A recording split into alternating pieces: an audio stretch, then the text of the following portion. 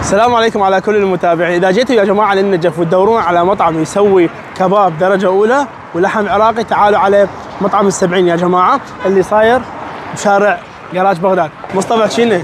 شنو نوع اللحم اللي تستخدمونه بالبداية؟ اللحم هذا لحم عجل ولحم غنم وكل لحم عجل وغنم تستخدمون هنا؟ جيش كامل داخل. سلام الله شباب. شوفوا ما شاء الله. عندك النفر 3 اشياء، عندك النص نفر شيشين. هاي المنقلة قدامكم.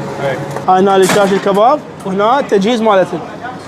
بسم الله الرحمن الرحيم. تجهيز الكباب أول شغلة خلوه فوق الكباب السماق، بعد شلون هش طماطة نفعص.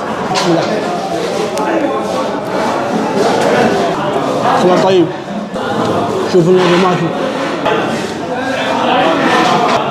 رهيب.